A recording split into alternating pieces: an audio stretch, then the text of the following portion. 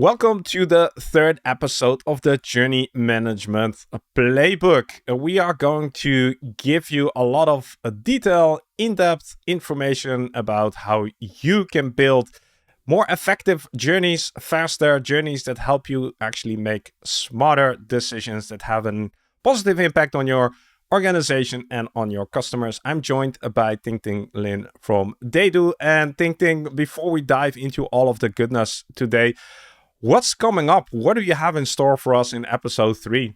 Yeah, it's actually exciting stuff, which we're finally going to show you how to do stuff instead of just talking theories. So, as we have discussed about the data that we will have a lot of qualitative, quantitative data, and how to transform this data into a well-structured journey is sometimes overwhelming. So today we are going to show you step by step how to import qualitative data into a journey and use AI to generate an initial journey for you. And that's not yet everything, because we are going to show you how you can collaborate with AI to make the journey more trustworthy and really truly make the journey yours.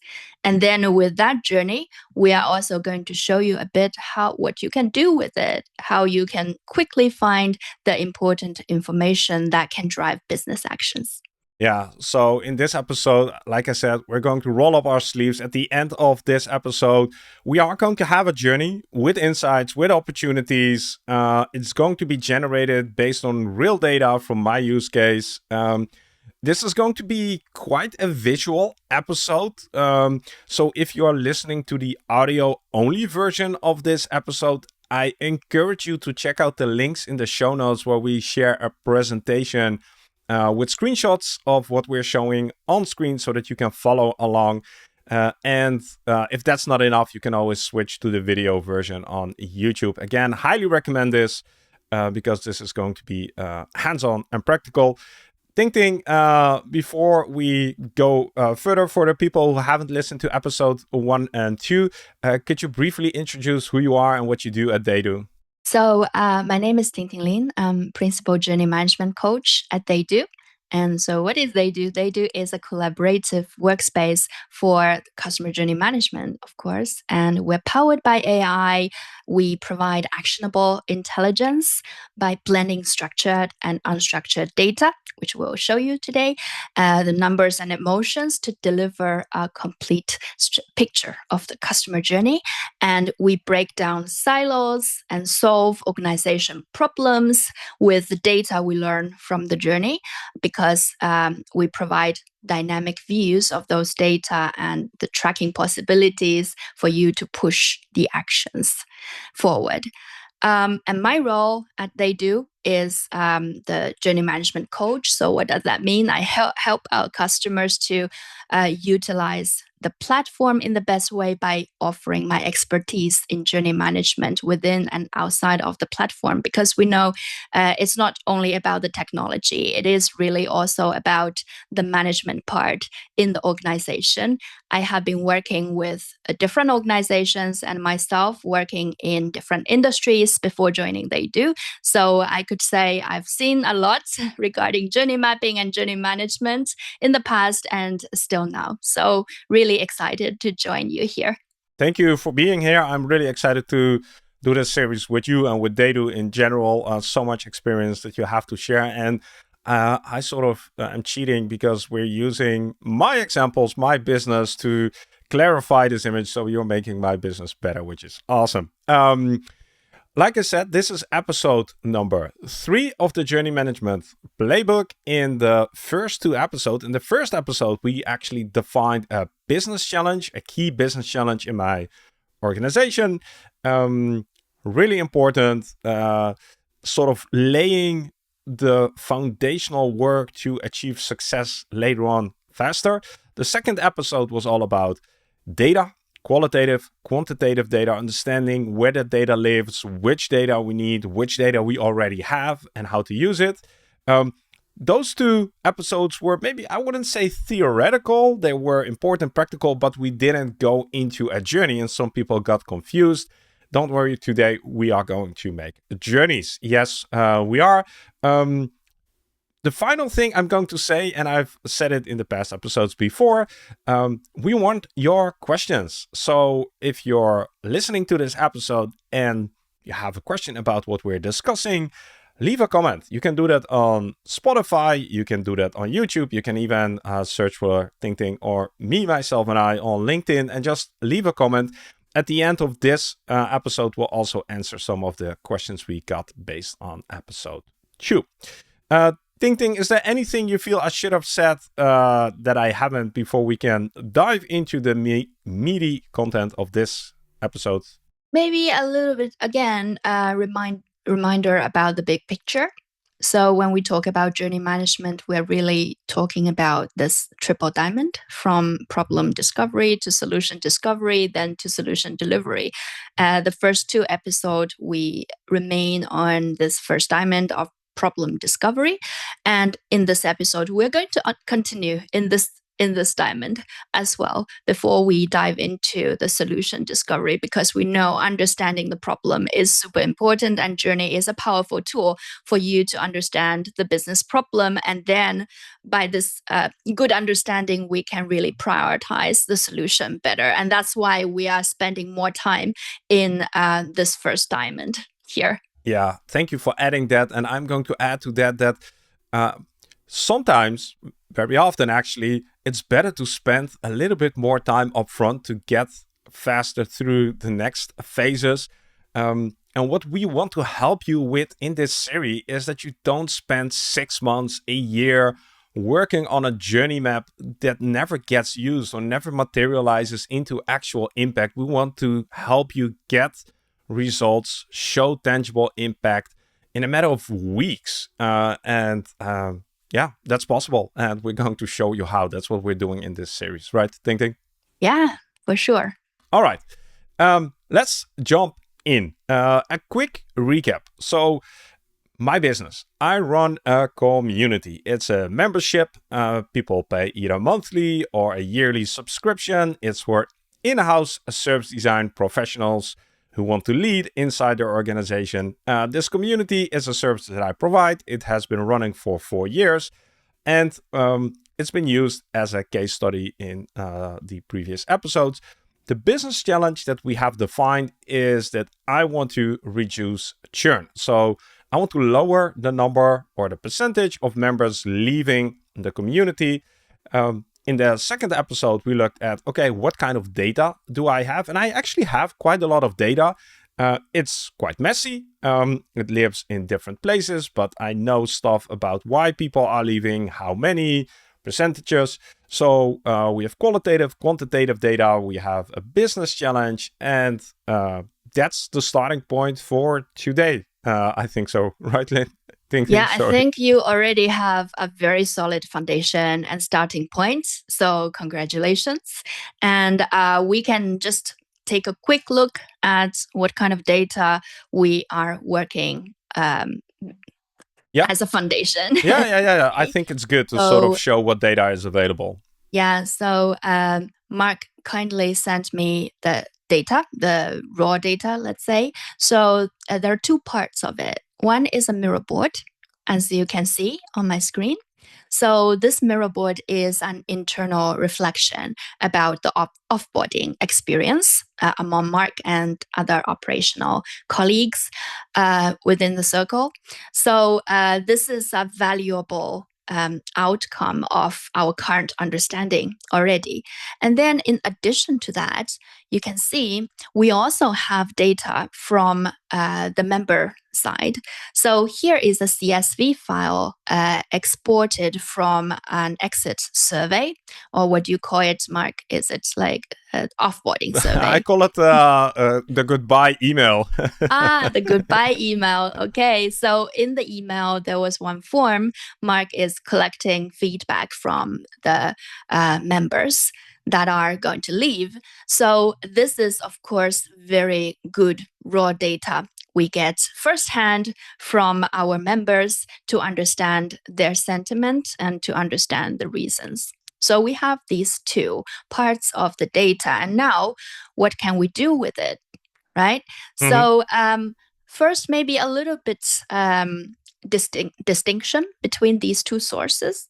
The source of the goodbye email is really the raw data input from the members. However, the Miro board, it's very valuable, but it's already interpreted outcome from our internal colleagues, and it's a very valuable discussion already having the foundation of our understanding from years of experience. So this is also valuable, but this is not raw data anymore. So how can we work with these different kinds of input? So with Journey AI, I mentioned in the last episode, it works best with unstructured data. Yeah, so hold So on, Tingting. yeah, Journey AI, for the people who have no clue about what that is, we did a full episode on that where we, I think, walked through all the AI features inside TheyDo with your colleague Justas. We'll link to the video.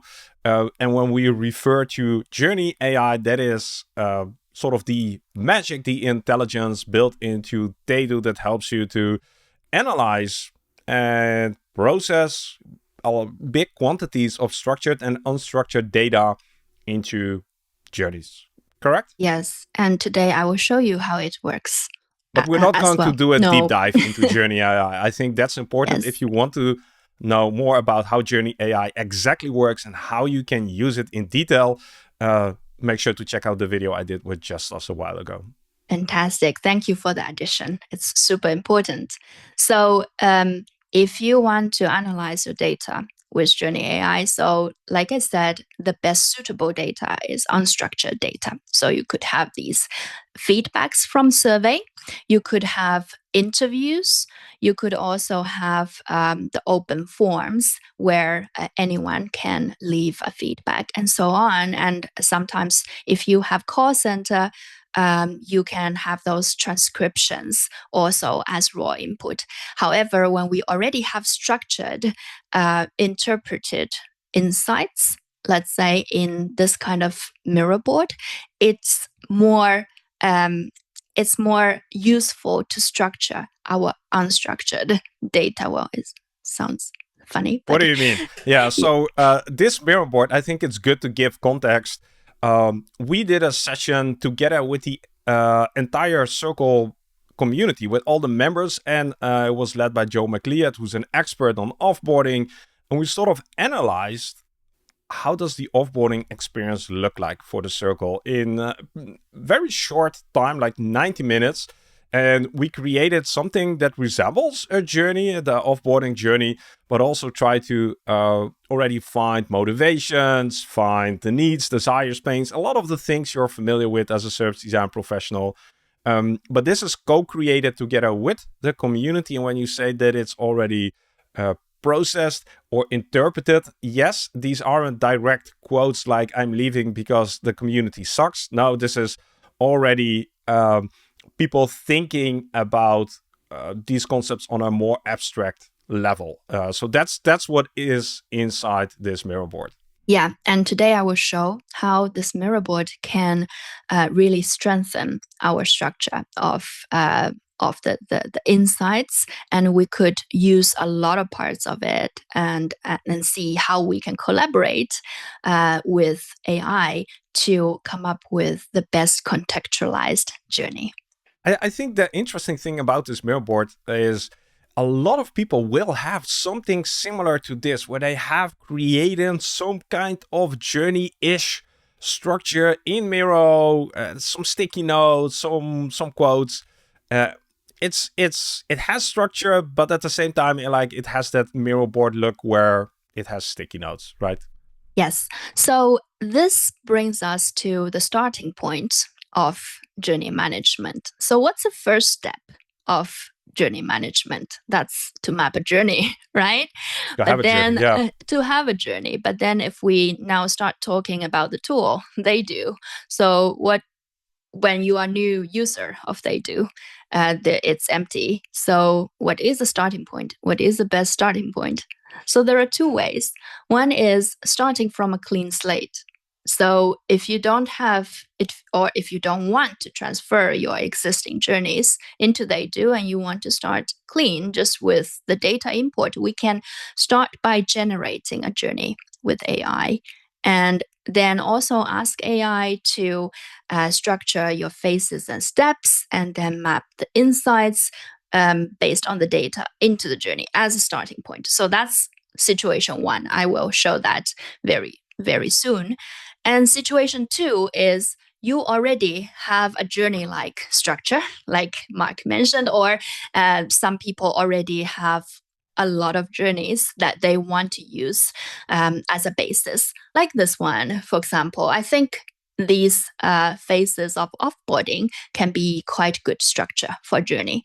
So you can use this as a basis and then import more data with Journey AI and see how it can enrich your insights and find new insights that is hidden in the data.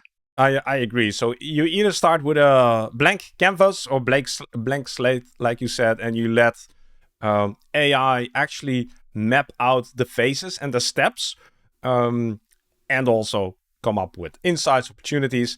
Or you maybe have already spent the time to think about the life cycle, about the phases, about the steps, like we have here in this example, or from the offboarding, where we already have identified, I would say, industry standardized phases of offboarding, and we can use those, add them to our journey, use that as our journey starting point, and let AI fill in data based on these steps and phases. Is that correct, Tingting? Yeah, exactly. So Okay. let's see how both situation works. Yeah, like I'm excited. Let's see. Let's see. Okay, so now we are going into TheyDo, and let's start from a clean slate. So we will start from either the journey library or the homepage. While And it's loading, I'm giving some context. What you're seeing here is the dashboard of TheyDo. If you've never been there, like, this is what it looks when you start. Sign up and get a free trial account if you haven't done so already. This is my actual TheyDo account. I think that's important to say. On the top left, you see Service Design Show. So this is the actual account that I use to do my journey management. That's where we are at this moment. yes, and thank you, Mark. This is important to understand, like, what is a starting point. So it's your very simple dashboard, and then on the left hand side you can see the building block library, because as we mentioned, our journeys are dynamic and it's consists of these different building blocks. We will show you how they work together, but that's your go-to place if you want to find any information. So if we want to start a journey, we can start from the dashboard or we can start from the journey library. Let's start from the dashboard. So we will create a new journey. And here you are able to find to use template, or you just go with your data without a template. That's also a usual way. Thinking you clicked start a new journey, but I already see that it's not completely blank. I see before, during, and after. Yeah, so this is our standard template. If you don't choose even any template, they are already there. So from the horizontal point of view, you have before, during, after, and then these are the recommended basic lanes you will need in a journey. And of course, later on, when you create the journey, you're able to modify, delete, add new things to it. But this gives you basic starter structure. Yeah, so again, it's not fully clean slate. You can remove everything, but based on the experience that you have, you see that, like, most organizations have a before, during, and after stage, and they are interested in insights, opportunities, and solutions and experience, right? That's Yes. quite common.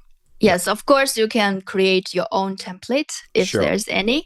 Yeah, but that's something probably we can talk later. Okay. This looks scary. It's blank. How do we go from here? How do we translate all my qualitative goodbye email responses into something that helps me to understand how we can reduce members leaving? Yeah, So only to have before, during, after is, of course, not enough. And we need to reflect your data there. So here is the first action you can do. You can select your source files from here. So I will select the source file. And that's, of course, the CSV export. Now it's there. And when I start uploading, before I start uploading, I can also choose whether I want AI to update the journey structure, which means the phases and steps. Do you want the AI to follow your template, like before, during, after, or other template? Or do you want AI to be creative and really read from the data to create the structure for you? And because this is a clean slate situation, so let's let AI update the journey structure first. And Tingting, you mentioned this is a CSV file. If you've never worked with a CSV file, it's basically a spreadsheet or a Google sheet, but then as text file with some comma separated values. If you have your data in a Google sheet or Excel, you can usually find an option to save it as or export it as CSV. Yeah, great addition. Thank you, Mark. And in addition to CSV, you can, of course, also upload TXT files, like the transcription from interviews and so on. So text files or even copy-paste the text is possible. Mm-hmm. And once we click upload, we will have this prompt of this window. So here we're able to select the source to tell AI what kind of research is it. In our case, it is a survey because it's an email, Mark, you send to those leaving members, and then they're prompted to answer some questions, right? So let's choose survey here. And then we're all set. We can just click extract snippets for AI to generate the journey for us. And it will take some minutes based on how much data you have. So in this case, we have 100 lines of data. And in some cases, we have like tens of thousands of lines in some feedbacks from some organizations. So of course, AI will take different duration of time. So we're seeing that it's processing live right now. And you mentioned that this source is a survey. We could have chosen interview, support blog, and another option. We will not explain today what those other options are and when you should use them, but you can check out the support pages of TheyDo to find all the details about that. Yes, exactly. And then when AI is still processing, I would like to also show you, if you already have a journey, what will happen and what can you do with it. So based on the Miro board, as you see, we have a quite good structure of the journey with these phases for the offboarding experience. So before this session, I have actually made my homework. I put this journey into TheyDo based on the Miro board. So I basically copy pasted the phases and then all the insights on this sticky notes into TheyDo. So it's a journey like this. And that was a manual process, right? Tingting, you had to go and manually copy paste the sort of structure from Miro into TheyDo. Yeah, exactly. So for now, we still don't have a more automated way to transfer from Miro or PDF from an existing journey, but we're working on it. Basically, you would need to copy the phases and steps, and then also copy the insights by just copy paste these sticky notes into the different cells, like just paste Control plus V, and these building blocks are automatically created. So although it's still a little bit manual, it's easier than create the building block and paste all the text. So that's basically what I did. Yeah, so what we're seeing here is a journey with phases, steps, building blocks already filled in, and that is not done by AI, but that is done by Tingting. Yeah, but then it's also important to understand the more information you have in this journey, the more context AI will have, and the more precise insight it will extract from the data. So, what do you mean with context? Can you give some context around context? Yes. So the context means any existing content on this journey. In this case, we have the faces, of course, but then if we only have the faces without any explanation, AI will be confused. I actually tried. If I only have the faces, AI will put some random insights underneath. But of course, you can do so. You can try it as well. And then I added a little bit more context. I added explanation of the steps, which is also in the Miro board. And then I tried also what AI will do with it without all the insights. And actually, it's still a little bit not enough for AI to understand what is happening. So what I see is either like to fill insights that is not rich enough, or I would see some like wrong, irrelevant insights under some steps. For example, like the observed and actioned. It's not so easy for AI to understand without more data, more context. And thinking, some people might say, AI, like whatever, it's not good enough. But this wouldn't be any different if you would hand this off to a colleague who doesn't understand the background and you don't have an explanation what the phase of observed, for instance, means. Like, they would be confused as well. So the better you can explain what these things mean and why they are there, what is their role and what is the purpose, the easier it will be for AI to help you in a meaningful way. And not just AI, but your team member who's going to join the project in a month, right? Exactly. So think about AI as a colleague that doesn't have any understanding, or new colleague that doesn't have any understanding of the history, of the context. So you need to tell more background information if you want AI to work on your structure. And then I added these insights to the journey, and suddenly it become more meaningful. And as a human, I understand, okay, what does action mean? What does observed mean? And so is AI, right? So that's what I did. And then if you want to inject more data to it, and you want to create more insights, and also check your existing insights to see whether I have new evidences supporting these insights, here is a good situation to use AI. So what you can do is, besides these insights, you can mine the insights from the uploaded files. And by the way, we just uploaded a file by creating the journey just now. So the file is already in the workspace. We don't need to upload the same file again. And instead, we can mine insights from files uploaded in the past X days and so on. So we can then simply continue without doing any uploading. And then the journey will start to, mine itself. And if we go back, we see we already have the journey in place. And that is the journey that has been created by AI based on the open text responses that we just fed it, correct? Yes, exactly.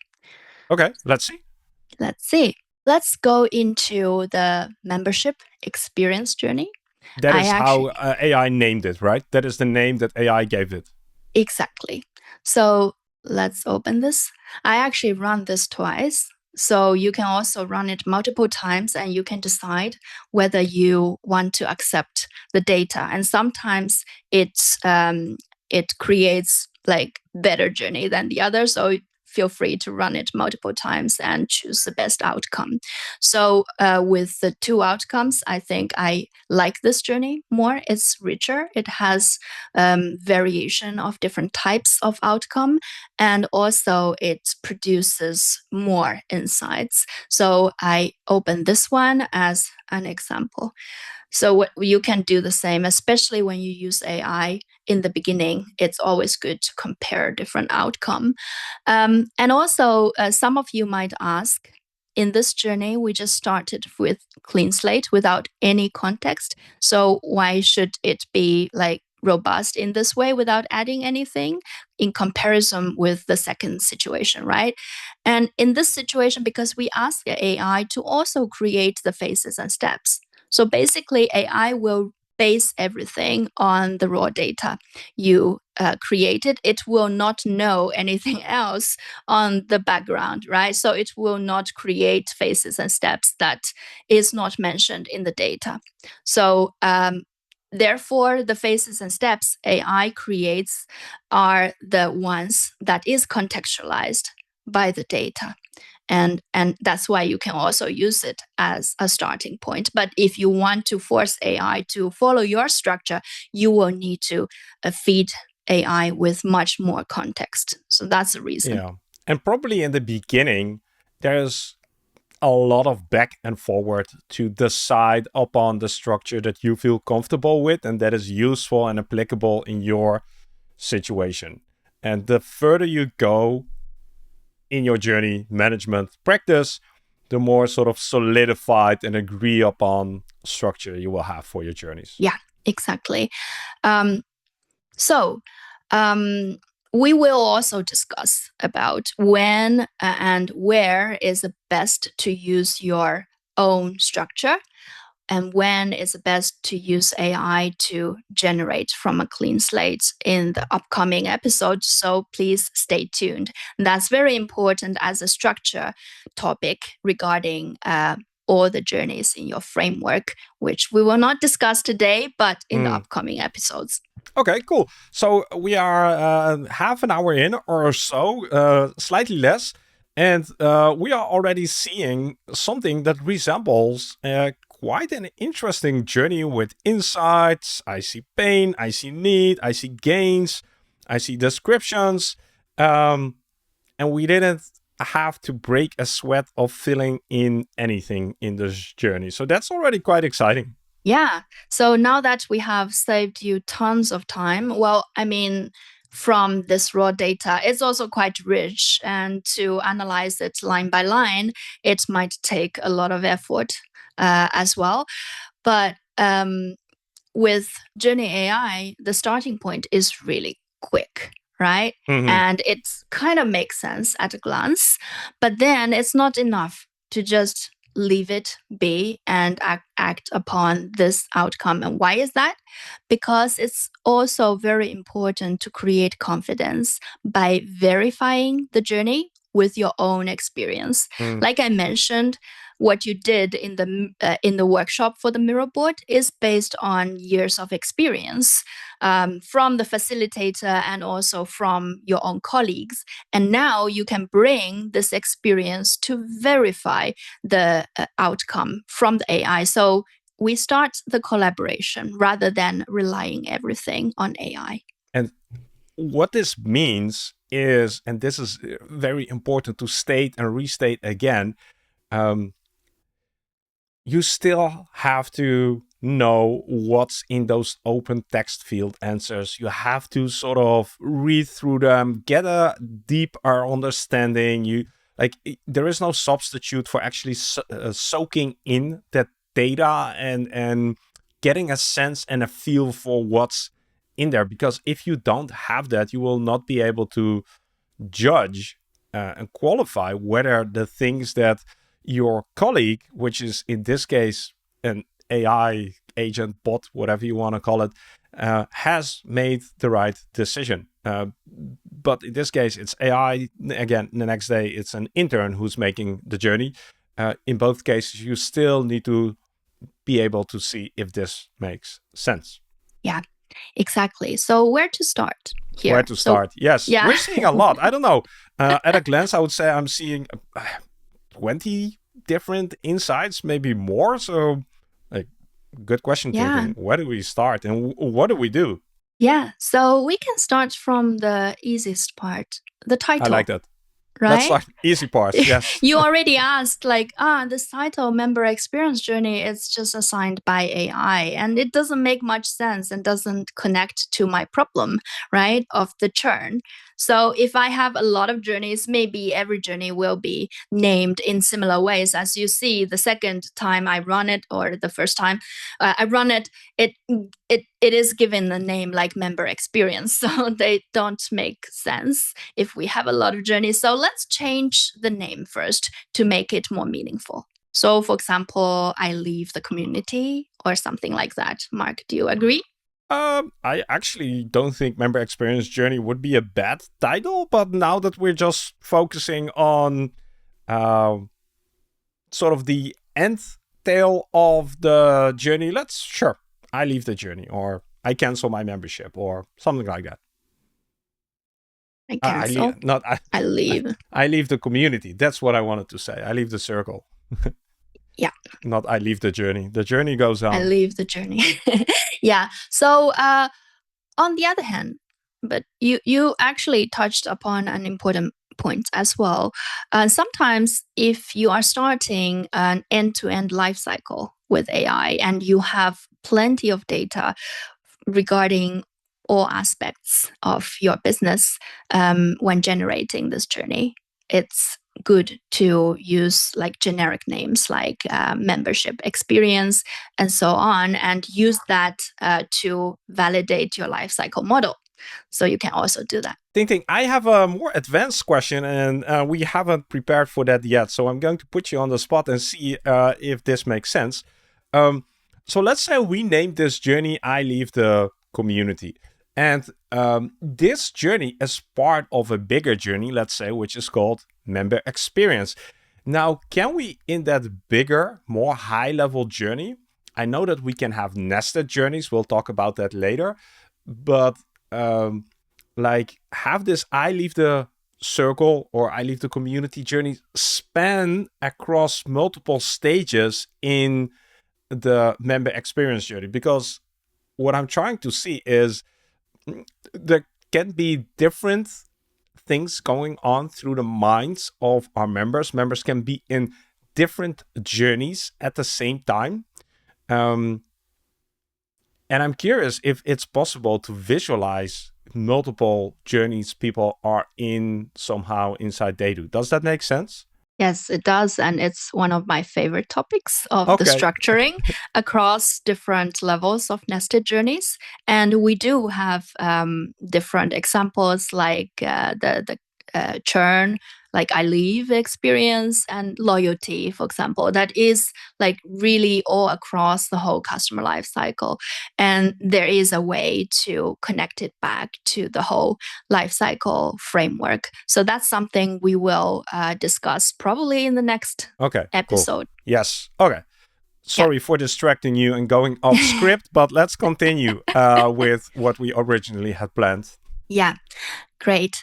So after the title, which is actually not so easy, we have a lot of discussion already. The second part of this journey, we will check the phases and steps.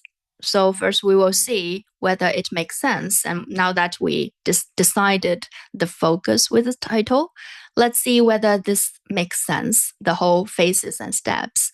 Luckily, we don't have such a long journey generated by AI, so we can really check the storyline, let's say, at a glance. So here, interesting thing is I leave is also related to active participation and the experience from the participation, right? Hence my question about the higher level nested journey thing. Yeah. So it's also emerging from your data. So the experience of activation is actually impacting the I leave already. This is actually also related with your existing understanding from this journey, like crack of doubt. This happens not at the moment of leaving, but rather at the moment of being in the community. Exactly. And so it's good, this part, I think. But if you look in detail, maybe there's something we can change with the insights. But now we focus on the structure, phases, and steps. And then the next one is challenge and reassessment, and facing the time constraints and financial constraints. It's actually also coming up with some key reasons of the leaving, which we can also triangulate it with the Miro board and our structured journey. And then we come at the membership decision. And here, because this is I leave journey and the data is focusing on I leave, so it's pausing or canceling membership. But then let's see if it's intended to be an end-to-end journey. We probably want to add a step of renewing and so on. So you can have all different situations there. But since we decided, okay, this is I leave journey, so this is good to have to focus on this step, Yep. right?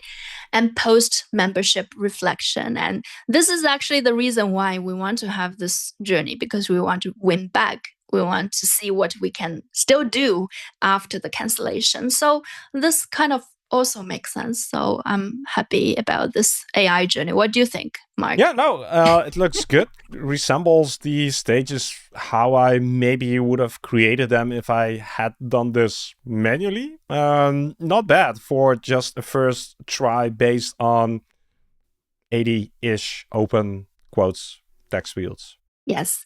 So again, your focus is very important, reflecting in the title of the journey already. And then your scope of the data is also important. And because this data focus on the leaving experience, we don't have other steps like renewing. But again, if you plan to enrich this journey or elevate this journey into a life cycle framework, you can also do so. You can change the name later on and ingest more insights later on as well. So you can create more steps to accommodate this kind of new insights too. I'm again maybe for the next episode, but I would be interested the renewal aspect. Is that an additional step in a journey like this, or is this an overlapping journey, or is like somebody takes a different path at a certain moment in this journey? How do we handle that? But again, we'll pause that and make a note of that for the future episode. It's, again, a good teaser for the next episode because it's a super frequently asked question. Yeah, I think this is a great example. Yeah, renewal or cancellation. How do you manage that inside a journey? Yes. All right. Okay. So then before we go into the detail of insights, the last thing we do is to really see whether these insights are mapped at the right step. So what you can do is you can just take a look at the title of the insights. For example, this one, Need for Structured Learning. And for me, it's more for engaging in sessions. It's about the learning itself. It's about the learning structure. And if it's not just the sessions, you can say engaging in community, for example, to make it more generic. Actually, we can do so, because that makes more sense to reflect the variation, and we can accommodate more data if we have more data in the future. So we can actually just easily drag and drop this there. So we are already verifying and correcting. Another thing you can do is, if you think a certain insight is not only relevant for one step, but relevant for multiple steps, you can expand them across as well. So, for example, here, time and cost consideration. It's actually related to both the time constraints and financial concerns, right? So what you can do is you can expand it. And you're just dragging this insight over multiple columns inside this journey. Yeah. And it's important to understand, while you're dragging, you're also changing the linkage from the data point of view on the background. So, for example, here, when you expand... So hold on, Tingting, you've opened up. We're looking into the details of a specific insight. New information has arisen. And now you said something about linkage. I don't understand what that means. Can you explain? So as we mentioned, we have the building blocks concept in TheyDo. So the journey is not just a Miro board. It's not just a visualization. Not everything is a sticky note. Like they have different qualifications, right? Yeah, Categorizations. exactly. So these insights, now they're mapped at different steps. They're also technically linked to that certain step. So we can then query them and we can do different things afterwards, even across different journeys without the journey context, to compare different building blocks together and so on. So that's very important, this dynamic linkages between the building blocks. So a building block, an insight is, of course, part of a journey, but it can also be standalone to compare with other insights within this journey or across different journeys. So one way is to see how connected is the insight. So we can open the details of this insight and see what are the linkages. It is now linked with one journey, is I leave the community circle. But then if you open the journey, you will see now it's linked to 2 steps. So when you expand them, it's not just the visualization, but the linkage is also changed. And the interesting thing about this, for me, the linkage that you're showing is when you have the journey visualized, you actually see that it's connected to those 2 steps. But you can do it also the other way around when you sort of see, in this case, what would it be? When you don't have a visual representation of the journey, but you're just looking at insights or you're just looking at steps, you can see which insights are connected to that. I hope that makes sense. Yeah. So if we go to the insight library and we can see this insight, like Thank without you for the showing journey. this. Yes, Yeah. because that's what I was hinting upon. Like this is a list and an overview of the insights that are inside TheyDo and potentially connected to a journey. Yeah. So these are the insights from the whole workspace, from all the journeys, and we can, of course, search them. And then if we want to see which journeys are they in, we can easily go there, and we even can see the steps without going into the journey. Exactly. Okay. So, thank you for visualizing. Great. This. All right. So now we have made a quick overview of this journey, and we verified the title, the structure of the journey, phases and steps, and also we corrected some insights mapping. The next we Hold can, on. yeah. Because this, we've done this like in 5 to 10 minutes, but this is actually a very important step, which you should do with a lot of deliberation, patience and expertise. Like probably involve a few people with expertise. Don't skim over this. This is a really, really important step to get right. Yes.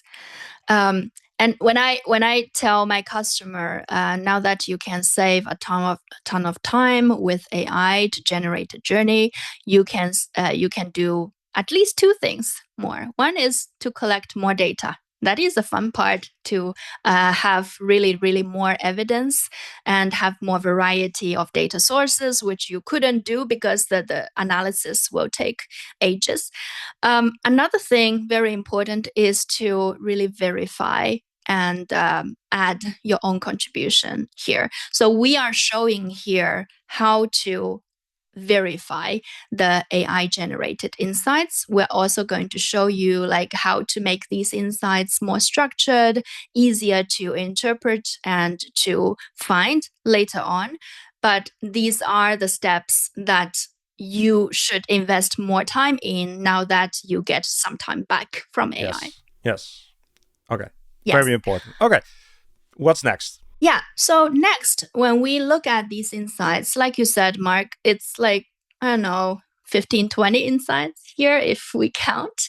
And sometimes if you have a lot of data, it could be like 50, 100 insights. That's possible. And AI take like half an hour to come up with everything. And what can I do with it? It's like, again, overwhelming. Maybe not in this case yet, but if you imagine, if you have 50 insights from AI, where do I start? Yeah. So again, this is a classic example. Your colleague has spent 3 months visualizing, creating a journey, doing research, and then they present you with a journey map that's 6 meters long and has a dozen stages, steps. you don't even know where to start to look, right? Yeah, exactly.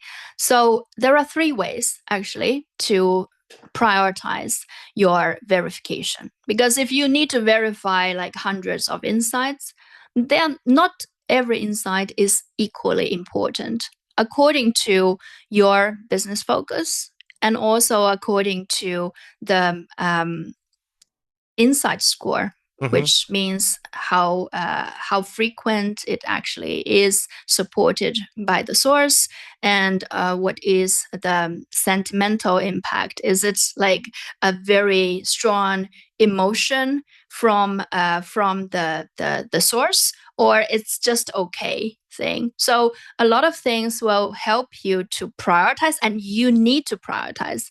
I'm not saying like if you have like 200 insights, you need to spend the time to go through each of them one by one, because that's not necessary and that's not efficient as well. So first, let's see how to prioritize. So there are different ways, different options. So first, you see these different types from the AI generated insights. What do you mean with Currently, a type?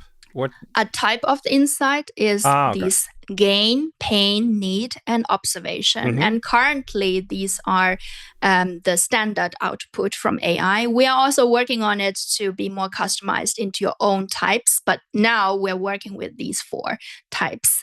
So for many organizations that I've seen, they would focus on the pain, because pain means urgency. It's Mm. something we want to solve. Gains might give you more context, what is improvement direction and what other opportunities, but pains are the ones that we really want to solve. Observations are something good to have, again, context, but usually they would focus on pain. And So yeah, Tingting, going back to what we promised with this series is that helping people make a tangible impact faster. A pain point is your house is on fire. You need to fix that, and people are going to care about that. So it makes sense to start with pain points. yeah, exactly. So, how to start with pain points? So, one option is use the filter here. So, if we go to the insights, so we have this filter on the journey level. Just click on it, and we can go to the insights. And with the insights, we can filter by type. So, I want to only start with the pain. Okay, so now what we're And basically doing is I have glasses and I'm putting on a new pair of glasses and I'm looking at this huge journey map, and this new pair of glasses just filters out all the green light and just shows me the red light. yeah, thank you. That's a very good explanation. So, now we have only 5 That's a lot insights. more manageable. That's much more manageable for sure. And then, well, if you have 100 insights, you might have like 80 pains. It doesn't Yeah, always yeah, help, sure. right? So, further, you can also focus on the most important phases and steps. So in this journey, we have active participation challenges, membership decision, post-membership reflection, and so on. So you can have a plan which stage I want to focus first to really understand what is happening. So probably if you have insights all over the place, you want to focus on, for example, the membership decision, because that's a key moment they actually did the cancellation. Or Mm-hmm. you can have the challenges and reassessment. We do have a lot of data here as well. So you can make a decision as a business decision maker. So Ting, yeah, I'm going to interrupt you once more. We didn't talk about verifying whether or not an insight is a pain or a gain. Do you feel that people need to do that, or is that pretty reliable? you need to do that. Well, but yeah, on the other hand, it's pretty reliable from AI. So AI basically go through the sentiment of the quotes. I will show that to you, and then define whether it's a pain or a gain. Or again, if it's neutral, then it's probably observation, Yeah. and so on. So with these 4 types, I think AI does it reliably. But then again, in the future, when it comes to customization, you probably need to spend more time in validate this as well.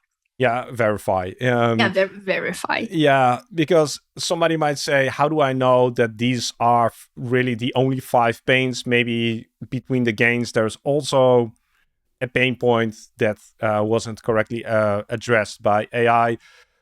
But if you have 200 insights, like finding the one or two that have maybe been mislabeled might not be the best investment of your time where you'll get the most benefit from, right?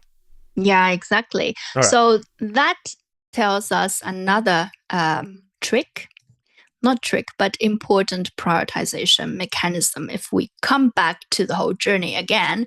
And like you said, if I have like a lot of insights, I don't even know whether the types are reliable. So we cannot start by filtering the types, right? So what you can do is you can actually look at these different insight scores. And Eustace has a good explanation about this in the other deep dive video. So I will not go deep into that. But this basically comes from the source, how reliable it is, the reliability. So if you have different sources or different quotes from the same source, it will have a higher score. And if there's only one quote in one source, it will have a lower score.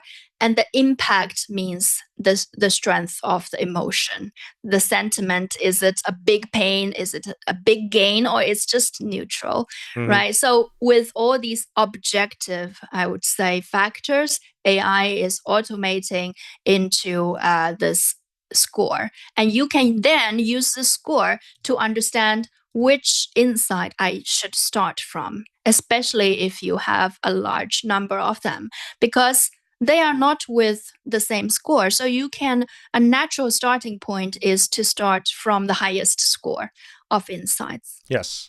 And that score, like, I don't think we can understate how valuable this is, because this helps you to quickly identify things that matter. And this score, like, that's missing when you're looking at sticky notes on the wall. There is no, it's very hard to pinpoint that back to your grounded raw data, and it's like super powerful in this case. Exactly. And I would say, because the score is dynamic as well, each time you ingest more data into a journey, the score will change. So if you focus on the top 10 highest score insights, you will probably go through a lot of different insights, more than 10, if you have a cadence of verifying them when you uploading more data to it. And the most important insights will also fluctuate from insights to insights, and that reflects the situation as the most relevant situation for the moment. Okay, Tingting. So now you've shown us how to filter, how to prioritize. I don't think we're done verifying yet, or like, where are we in the process? Yeah, so we have just looked at the journey on the high level holistically, and we have a different means to understand how to prioritize the insight, where I can start the detailed verification, because there are a lot of things inside an insight that we need to validate, and we need to verify, and then yes. we need to tag as well to then make better indexing for the future actions. So these things take some time. And that's why the prioritization is super important. So inside of an insight, you will see, of course, the details. That's something you definitely need to read. And that's a description, right? The Generated description. by AI. Exactly. So you need to understand whether this aligns with your understanding or it's purely bullshit. Because if it doesn't make sense, you can just unlink the insight from the journey or even delete the insight, because that's okay. And AI make mistakes. So that's why we need collaboration. And we need to, like we mentioned, verify the types. And then we need to also understand whether the quotes are relevant from the source linked to this insights. So a lot of things we need to do in verification. In addition to that, as you see, there are a lot of possibilities here that is empty, like statuses, personas, and then also the tags, groups, and so on. These are the things really helping you to already bring structure to each insight so different stakeholders can find them easily. And that's definitely something we also need to do. And this is so important that we're going to spend a specific episode on that, to go into all these details and all these elements. And the analogy that I used in our conversations, thinking, and I still think it goes up, like imagine that you have a to-do list with 1,000 to-do items in it. Like, how do you know where to start, where to prioritize? And if you compare that to having like a project management system where things are categorized, organized, where in the morning you open up your task list and you see the top 3 things you need to work on. In order to get there, you need to sort of qualify all these to-do items, or at least the most important to-do items, make sure that they are on the right list, that they are assigned to the right person, that they, have to at deadline, stuff like that. If you don't do that, you will never be able to open up your project management tool in the morning and see which 3 things you need to work on. And we're going to do basically the same here, but in our journey. And that's a key difference between this journey and a Miro journey, right? Or a journey you do in huge workshops, which gets dust afterwards. Exactly. Yeah. So this is work, but without it, like, you just cannot move further. So yeah. All right. A lot of things to discuss in the next episode. Is there anything else coming up in the next episode, or anything else you want to show before we get to the next episode? Yeah, so since I started with the other journey, if you remember in the beginning, I just want to show you how it looks like now. So we will go into detail, of course, in the next episode as well. But here you see the AI use a new file to add 7 new insights and enrich 7 existing insights. So with our existing insights from the Miro board, we will see AI actually find new evidences from here. And it also will unvalidate some irrelevant or repeated sources. And then we also have, like here, we have new evidences supporting the same. And then if we open the whole thing, we will see AI also created some new insights, for example, here. And it also have the type of the pain, gain, and so on. And our existing insights doesn't have a type, so you can also see the difference from there. So we will then show you how we can use tagging next time to identify and understand which insights are verified, validated, and which insights still need more work, and how that will impact our workflow and data collection into a virtuous cycle. This is I'm so excited by this, especially when you can start enriching the things that you have. Cool. Okay.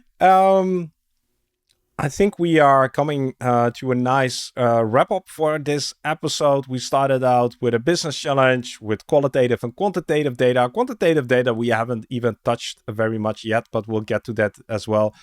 Now we have journeys, we have insights mapped. We need to verify those still, but we have at least a starting point. We're going to continue with that. I think that's a nice conclusion to this episode. Before we fully wrap up, Tingting, I want to spend 1 or 2 minutes as a bonus for everybody who's here with us still at the end. If you have questions about what we have just discussed, make sure to leave a comment, because we also received a few comments based on episode number 2 about data collection.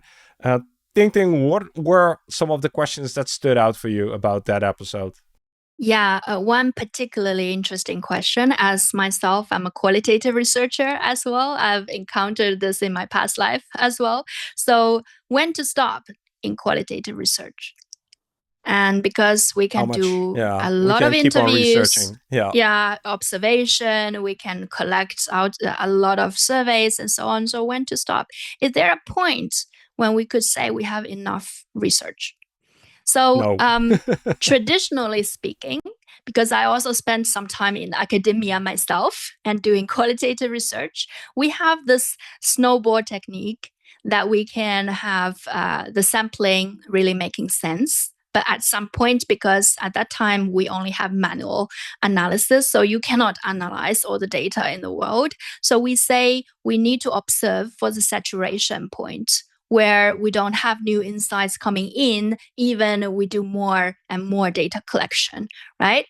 But then thinking about today's situation, and that was like almost 10 years ago when I was doing research in academia. And today, because we have this new emerging technology of AI, and as you see, it can accelerate our analysis quite efficiently. So I would say the need for stopping the research is diminishing. And so instead of looking for saturation point, we should look for the trend that is continuous, because like I said, some insights might change from the top insights to unnecessary or low priority insights, and some insights will emerge as the most important pain at a future point, right? So instead of looking for saturation at a certain point of time, we should more take a continuous data collection point of view. So the more data we collect, the more clear understanding we have, not only of today's situation, but of the ongoing trend. So I would encourage you not to think about stopping, but rather think of how do I have a variety of data source, and how can I inject that continuously in my journeys to make my journey always live. And instead of making research a project, how can it be like a stream, an ongoing stream of feedback that you receive and get? And the other thing, I think you mentioned this today, you can also start looking at how you can diversify the data collection. So I think that opens the doors. Cool. Is there another one, maybe a short question that you can comment on? I think that's the most interesting and important for now. So again, if you have questions about this specific episode, please let us know. You can find me and Tingting on LinkedIn, or just leave a comment on Spotify or YouTube, and then we'll try to incorporate that into episode number 4 of the Journey Management Playbook that we are in. Thanks for hanging out with us. I hope that you found this content helpful. If you did, let us know as well. We'd love to know. And we'll see you around in episode number 4. Thank you, Tingting, for guiding us through this. And I'm already excited what's coming up next. Thank you very much, Mark, and see you next time.